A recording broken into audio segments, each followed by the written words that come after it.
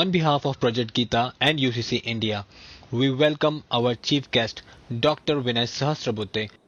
Dr. Vinay Saharabuddhe, a nationalist social worker, a research scholar, author, editor, trainer in democracy by profession, a parliamentarian by elevation, and a PhD in political science. His passion includes finding out various ways and means to make the democratic governance deliver.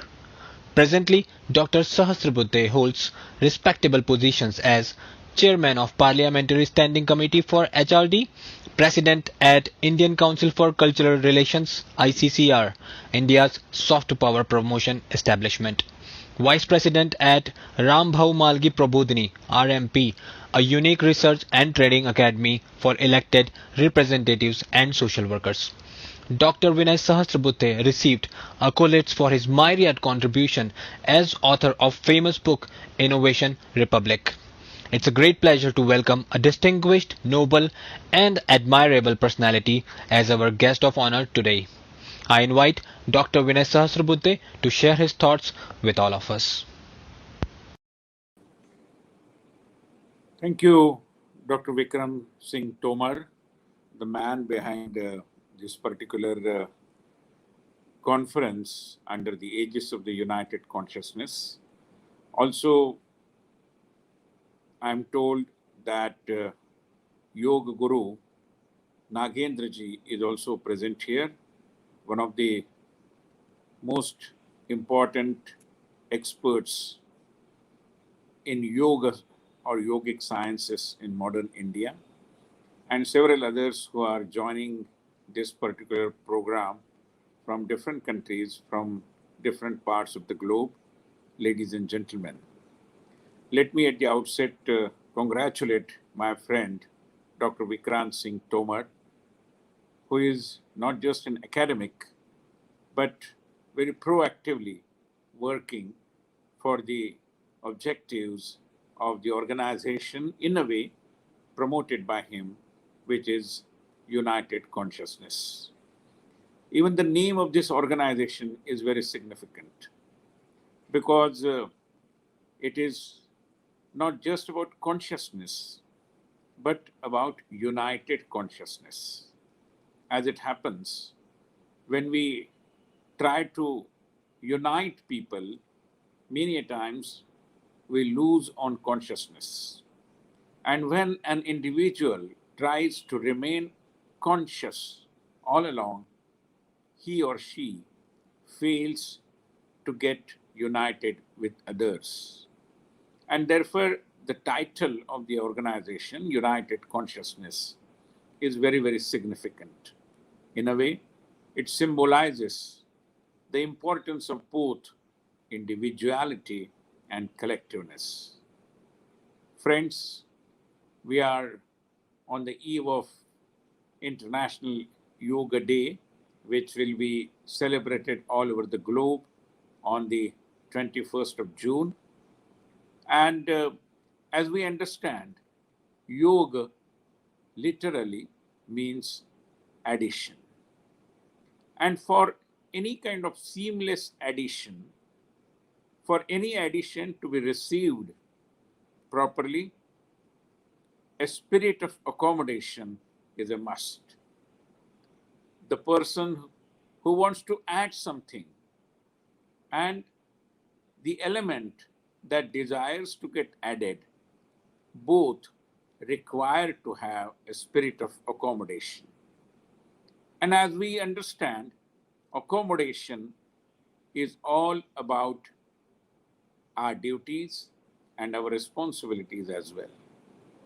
Because if I have to accommodate somebody, I will have to be mindful of my responsibilities, my duties.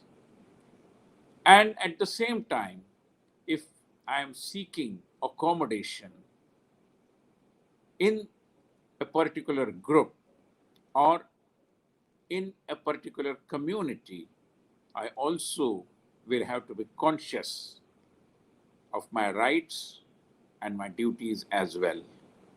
And all these things play a key role in any democratic polity. And therefore, as a student of yogic sciences and also a student of democracy, I would put that yoga is a democracy of wellness. Yoga democratizes the very idea of wellness.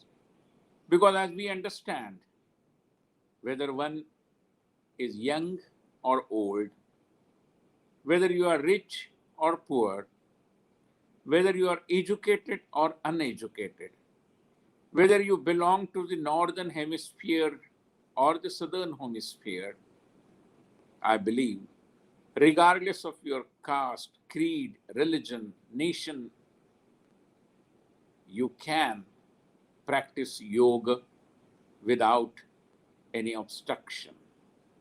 And therefore, yoga, the very simplicity of yoga, in a way, underscores the element of democratization, which is so very critical for the modern times. Friends, yoga, as we understand, is not something which thinks in a linear manner. Yoga and the yogic sciences and the fundamentals of yogic science, if I may put it that way, is all encompassing. It is about allopathy, it is about Ayurveda, it is about the fundamentals of homeopathy as well, it is about physiotherapy, it is about occupational therapy, it is also about Tibetan medical sciences, Tibetan therapies. It is also about what we see in Africa, which is called as traditional healing practices.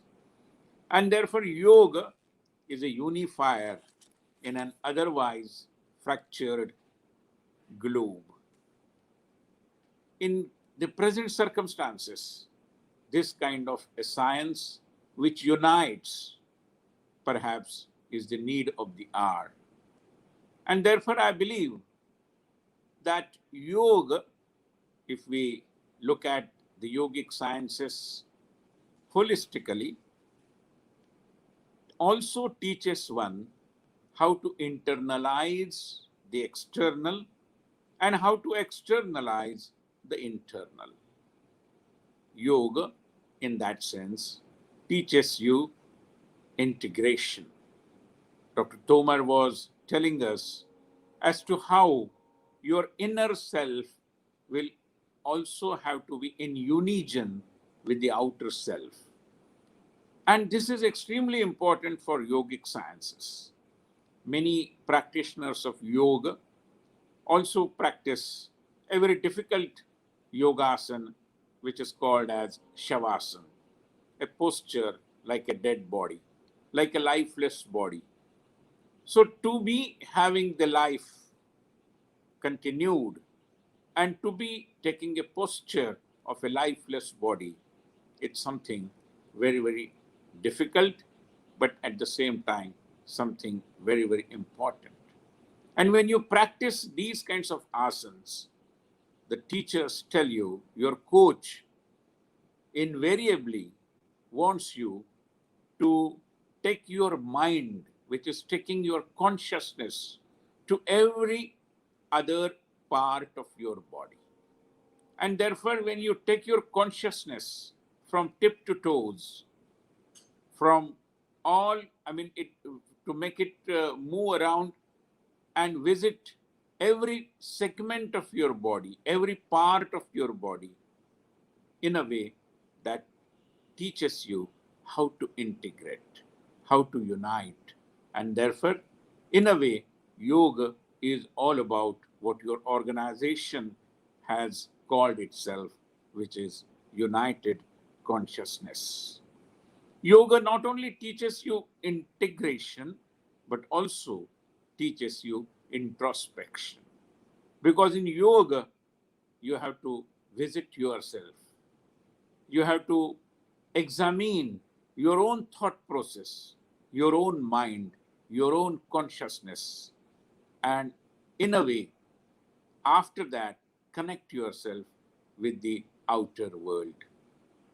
Bhagavan Buddha before his departure, had appealed all his disciples with a simple mantra, which was Atmadeepa Bhava. Ye be the light. I believe yoga and the organization United Consciousness, the fundamentals with which you are working, in a way symbolizes Mahatma Gautam Buddha's message, which is Atma Deepo Bhava. On the eve of the International Yoga Day, let us resolve to march towards that goal of ye, that is yourself, becoming your own light. I wish the United Consciousness people every success in their endeavor to promote the yogic sciences through this 3-day, very uniquely organized conference on yoga. Once again, I thank the organizers and wish them every success. Thank you very much. Thank you very much, respected sir. And I love the way you explained that Shavasana, which generally is understood as a very easy asana. You said that it is one of the most difficult asana if you really do it in true sense. Thank you very much, sir, for telling all of us that the democratic importance of yoga. You said that yoga democratizes the idea of wellness and the importance of integration and introspection that yoga brings. We are so honored, sir, that you came here and you gave your presidential session, speech to us. I'm sure that in the light of yoga that sprouted from India, and as per the directions given by you in your speech, this event will reach its due success. Sir. Thank you very much. We are highly honored, sir, with your presence. Thank you, sir. We thank Dr. Vinay Saharabuddhe ji. We are honored, sir, to receive your visionary, insightful and motivating thoughts, which will encourage us throughout the endeavor.